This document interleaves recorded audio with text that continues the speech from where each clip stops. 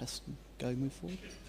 Right, so I want to tell you a little bit of a story. I've always been a bit obsessed with politics and elections, to the point where actually in 2010 I hosted my birthday party with the results night.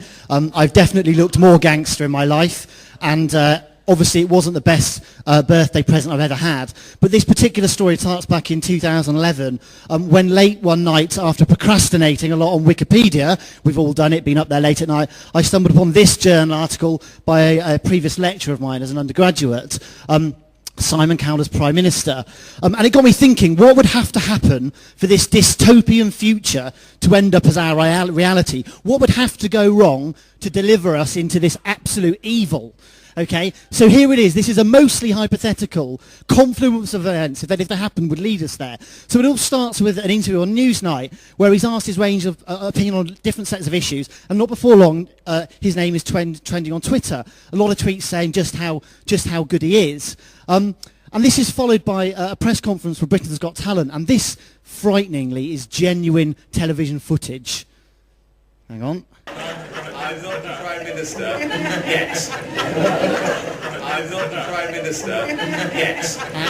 Absolutely terrifying. So before long, this ends up on YouTube, where a number of journalists tweet about it as well. And before long, it has well over just under 2.5 million hits. That's an awful lot of people looking at this absolute crap.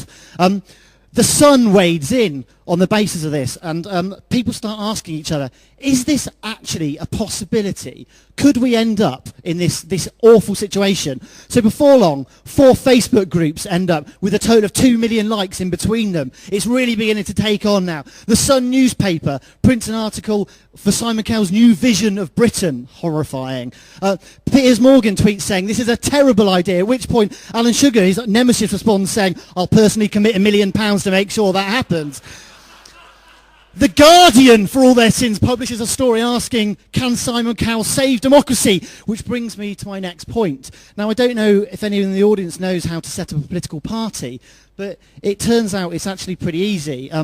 Too easy, in fact, I would argue. So I'm thinking Veritas, the Church of Militant Elvis Presley, the Teddy Bear Alliance, the New Millennium Bean Party, the Dungeons, Death and Taxes, all dangerous to British democracy, the Conservative Party, all right? All terrifying. So all it takes is a name. So here's one, Celebrus, that's Latin for famous. A constitution, well, they're pretty damn easy to write. A leader, well, we already have that. And £150 for the Electoral Commission filing fee. Certainly not a problem for multimillionaire Simon Cowell. So with his political party now established in law, he thinks, what's the next step? Step 4. Hang on, wait for it. He thinks, you know what? It's time to recruit some members. It's time to go off and get some other people to stand under the mighty Celebrus banner. And there is, of course, a grand tradition of celebrities getting involved in politics. Ronald Reagan, he was famously an actor before he led the free world. Arnold Schwarzenegger was a bodybuilder, then an actor, then he was governor of California, lucky California, before he ended up and he's going back to movies there. So it's not very difficult to imagine a number of British celebrities who might also fit the bill, which is exactly what Simon Cowell would be thinking. Now, we all know celebrities are just like us, only better. So he heads off on a recruitment drive.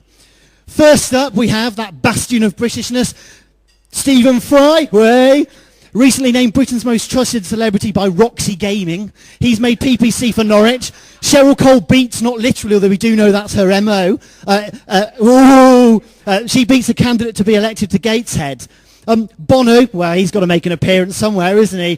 Katie Price, Bruce Forsyth ends up standing for Parliament. Which brings me to my next step, which is how to run an effective political campaign. Now, as luck would have it, that falls squarely within Simon Cowell's skill set. Psycho, his very aptly named television production company, they're going to be great at producing television adverts. One Direction, they re-record What Makes You Beautiful to What Makes You Electable, and they launch a massive election campaign song. Celebrity endorsements. Cowell turns the table completely and lists a whole host of Joe the Plumber types to endorse him, to prove how normal they are. This is actually Joe the Plumber from the McCain-Obama election, as a nice tidbit. So with this all in mind, and waiting for the next slide, is it really that sort of difficult to imagine when politics is dominated by things like a microphone incident and leader debates? Is it really hard to imagine that come election day, a media mogul gets the most votes. When you consider that a recent Ipsos Mori poll put politicians square last in terms of trust, where only 1 in 7 people think politicians are telling the truth, is this really too far from reality? Truth is not stranger than fiction, or rather it's not scary when truth is stranger than fiction. It's scary when fiction becomes reality. Thank you very much. Matter of fact, it's safe to say that they would rather switch than fight.